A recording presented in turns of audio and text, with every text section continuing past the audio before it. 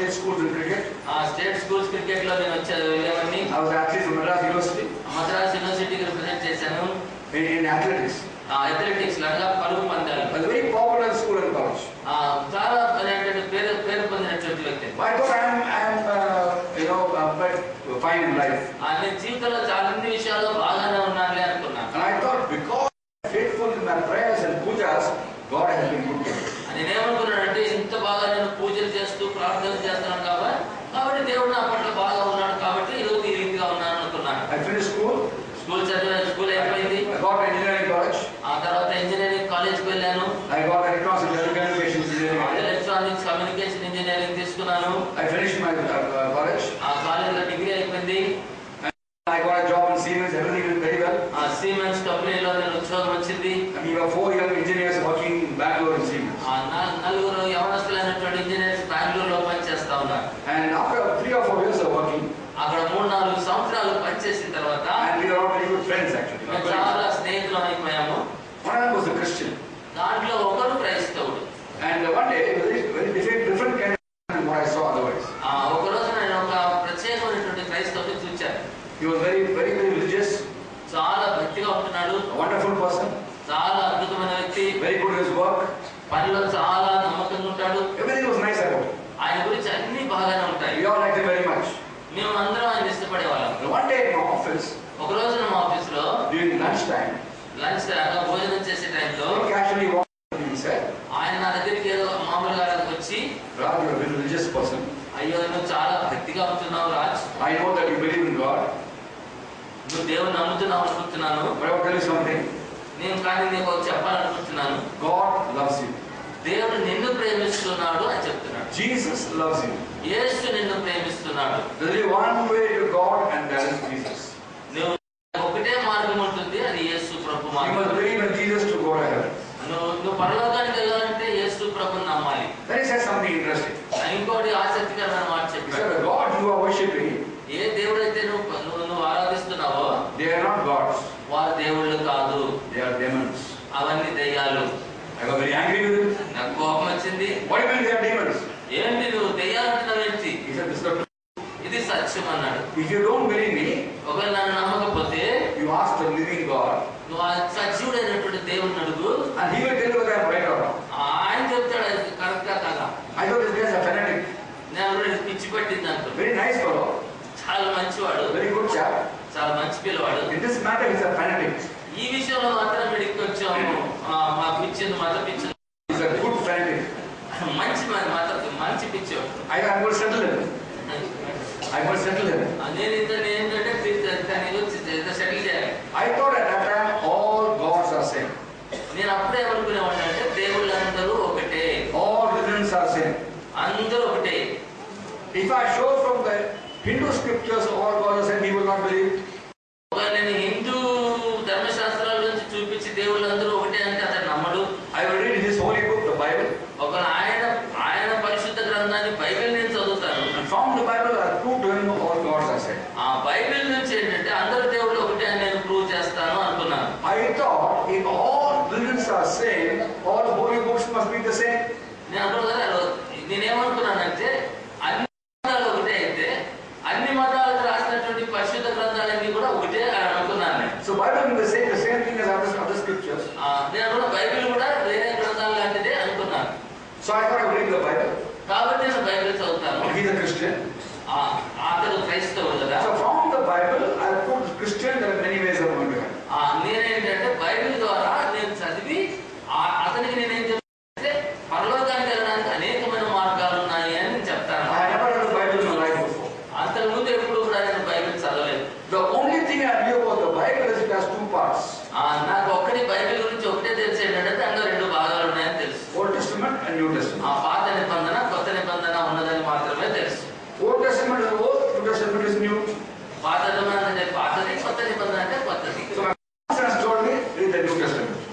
నాకేం చెప్పాడంటే కొత్త నిబంధన చదవమన్నాడు. So I bought a Bible for myself. నా కొరకు ఒక బైబిల్ కొనుక్కున్నాను. With the intention to prove him wrong. ఏ ఉద్దేశం అన్నమాట, నాకు చెప్పిన వ్యక్తి తప్పు అని నేను దాన్ని రుజువుపరచడానికి బైబిల్ కొనుక్కున్నాను. What then I thought to myself? ఆ తర్వాత నేను నన్ను గురించి మాట్లాడుతున్నప్పుడు supposing he is right. ఒకవేళ అతను what he said was true. ఒకవేళ ఆ చెప్పినటువంటి వ్యక్తి నిజమైతే The 1% chance what he said was true. ఆయన చెప్పిన దాంట్లో 1% నిజమైతే Then I want to know it. అది ఏంటో నేను తెలుసుకోవాలి. So I stopped all my prayers to all gods and goddesses. అప్పుడు ఏం చేశానంటే ఎంతమంది దేవుళ్ళకి చేసేటువంటి ప్రార్థనలు పూజలు అన్ని ఆపేశాను. In my prayer time I used to pray to many gods and goddesses. అంతకుముందు అనేక మందికి నేను ప్రార్థనలు చేస్తుండేవాడిని. You know, in Hinduism there are 330 million gods. హిందువుల్లో 33 కోట్ల దేవతలు దేవుళ్ళు ఉన్నారు. So I don't know all those gods. Some names I knew. అందరి దేవుళ్ళు నాకు తెలియదు, కొన్ని దేవుళ్ళు మాత్రం నాకు తెలుసు. What are names I used to call upon those names? తెలిసిన దేవుళ్ళ పేర్లు పెట్టి పిలుస్తా ఉండేవాడిని. But ever since this man told me this, ఎప్పుడైతే ఈ వ్యక్తి విషయాన్ని నాకు చెప్పాడో I stopped calling any name. ఆ పేరు కూడా పెట్టి పిలవడం మానేశాను. Not even Jesus. ఈ జీసస్ యేసుని కూడా పిలవలేదు. My prayer was, నా ప్రార్థన ఏంటంటే the living God. సజీవుడైనటువంటి దేవునికి ప్రార్థన చేయడం. The living God, సజీవుడైన దేవుడు, is Christ the only way to you? ఆ దేవుడితో అన్నాను కదా, క్రీస్తే ఒకే మార్గమా అని ఆయన అడిగారు. If it is so, no. If it's not so, also let me.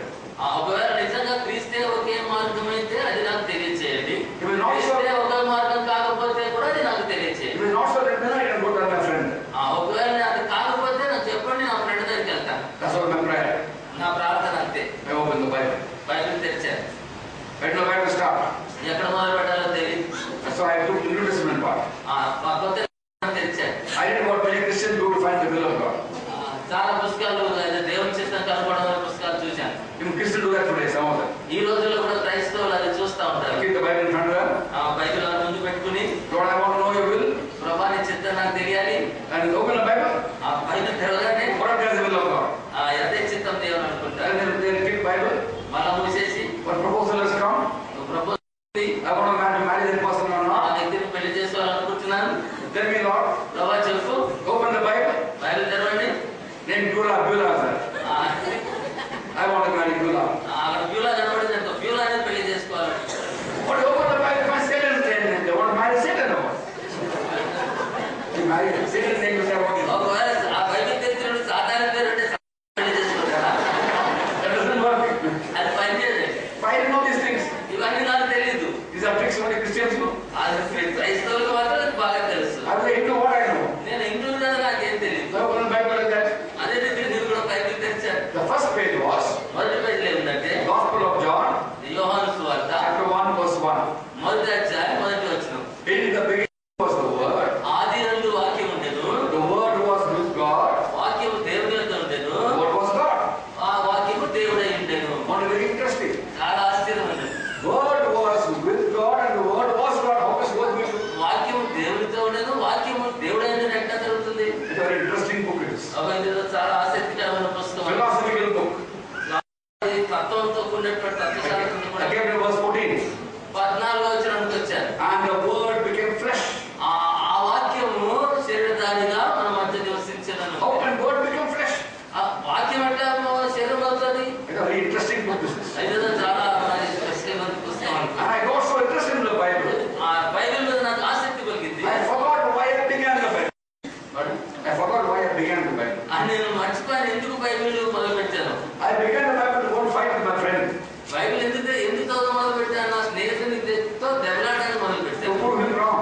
ఆయన తప్పని చెప్పడానికి నేను మొదలు పెట్టాను. But here I was enjoying the Bible. ఇప్పుడు ఏమైపోయిందంటే బైబిల్ ఆనందించడం, బైబిల్ చదువుతా ఉంటే ఇంకా ఆసక్తి పుడతా ఉంది. I kept on reading చదువుతా పోయాను. and I read about Jesus. యేసు గురించి మొదలుపెట్టాను. The things he did, the things he taught. ఆయన ఏవైతే చేశాడో, ఏవైతే చెప్పాడో అవన్నీ కూడా చదివాను. I was fascinated by this personality. ఈ యొక్క వ్యక్తిత్వాన్ని బట్టి నేను ఎంతో ఆకర్షించబడ్డాను. And what a wonderful person. ఎంత ఆశ్చర్యకరమైన వ్యక్తి అని అనిపించింది. Holy, పరిశుద్ధుడు, powerful, శక్తివంతుడు, loving, compassionate, ఆ ప్రేమ గలవాడు, కనికరం గలవాడు, humble, దీనుడు, everything perfect. అన్ని విషయాల్లో సంపూర్ణుడు. I was comparing his life with the lives of my Hindu gods and goddesses. అప్పుడు నేను ఏం చేశానంటే యేసు ప్రభు యొక్క జీవితాన్ని తీసుకొని ఈ యొక్క హిందూ దేవతల దేవుళ్ళ యొక్క జీవితాలతో పోల్చడం మొదలు And పెట్టాను. there was no comparison at all.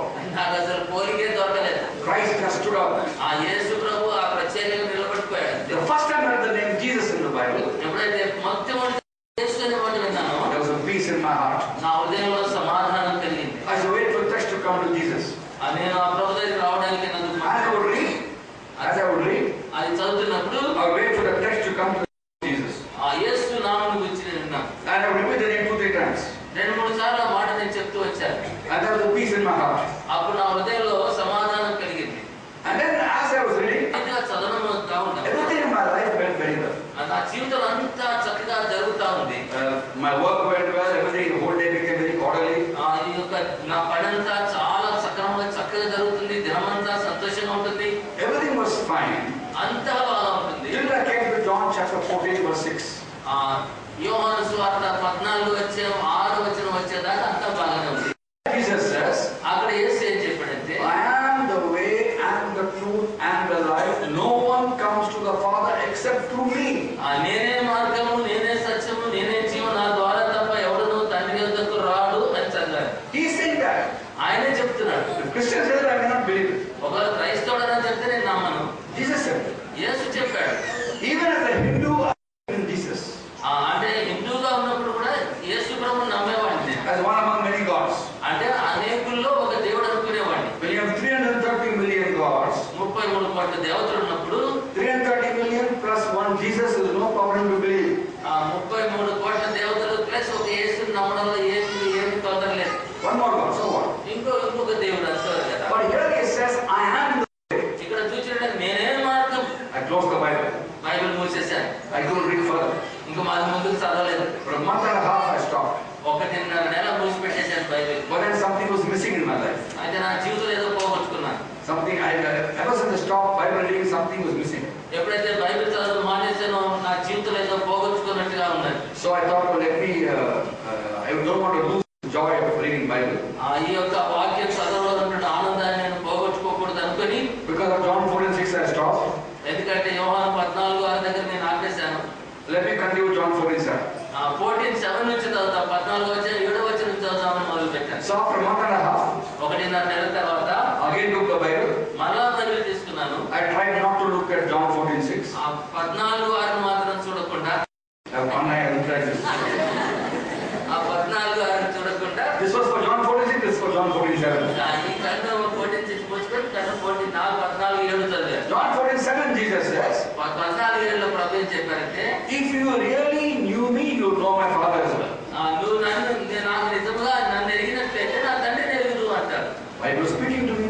దేవుడు నాతో మాట్లాడుతున్నాడు. And no one knew about my Bible reading. నేను బైబిల్ చదువుతున్నాను, ఎవరికి తెలియదు. I should close the door in my house, my room. Room లో తలుపేసేసుకుని, Keep the Bible under my pillow. నా pillow కింద బైబిల్ పెట్టుకుని Night time quietly read. రాత్రులు చదివాడు. చాలా ఎవరికి తెలియదు. But ever since God was speaking to me, ఎప్పుడైతే దేవుడు నాతో మాట్లాడడం మొదలు పెట్టాడో, I thought I had put questions to God. నేను ఇప్పుడు దేవుడికి ప్రశ్నలు వేస్తాను. I would say, living God, సజీవుడైన దేవా, you are a God of infinite wisdom. నీవు నీ యొక్క జ్ఞానం అతీతమైనటువంటిది. My wisdom is very small. నా జ్ఞానం చాలా కొద్దిది. I cannot know everything that you know. నీకు తెలిసిందంతా నాకు తెలీదు. But I'm going to put my questions to you. కానీ ప్రభా, నీకు నాకు ప్రశ్న వేస్తాను. If you feel I can understand the answer, give me the answer. ఒకవేళ నాకు జవాబు చెప్పాలనుకుంటే నాకు జవాబు చెప్పండి. If you feel my wisdom is too small, I can't understand the answer, don't give me. ఒకవేళ నా జ్ఞానం తక్కువ, ఆ జ్ఞానాన్ని బట్టి నీ యొక్క జవాబు నేను అర్థం చేసుకోవాలంటే నాకు జవాబు చెప్పొద్దు. But I'm going to put my questions to you. కానీ నేను మాత్రం నీకు ప్రశ్నలు వేస్తాను. So I will put a question. నేను ఒక ప్రశ్న వేశాను. Living God, take this question. సజీవుడైన దేవా, ఈ ప్రశ్న నేను And I purposely forget that question. ప్రశ్న వేశాను, ప్రశ్న మర్చిపోయాను. Because I thought, నేనేమనుకున్నానంటే, if God doesn't answer my question, what's the point of remembering the question? ఆ దేవుడు నా ప్రశ్నకి జవాబు చెప్పకపోయినట్లయితే ప్రశ్నని జ్ఞాపకం పెట్టుకుని ఏం లాభం? I don't know if I'll answer or not. జవాబు వచ్చిందో లేదో నాకు ఎట్లా తెలుస్తుంది? Somebody doesn't answer. ఒకవేళ ఆయన నాకు జవాబు చెప్పకపోతే What's the point of having the question? నేను నా ప్రశ్న నాలో ఉంచుకోవడానికి బట్టి లాభం ఏంటి? Keep on putting. నేను జవాబులు ప్రశ్నలు వేస్తా ఉన్నాను. After putting the question, immediately forget the question. ఒక్కోసారి ఆ ప్రశ్న కూడా మర్చిపోయేవాడు. What used to happen was, ఏం జరుగుతుందంటే, as I would read the Bible, నేను ఇంకా బైబిల్ చదువుతా ఉంటే he would first give me the answer from the Bible. నేను వేసిన ప్రశ్నకు మొట్టమొదటిగా బైబిల్ నుంచి నాకు జవాబు ఇచ్చి, After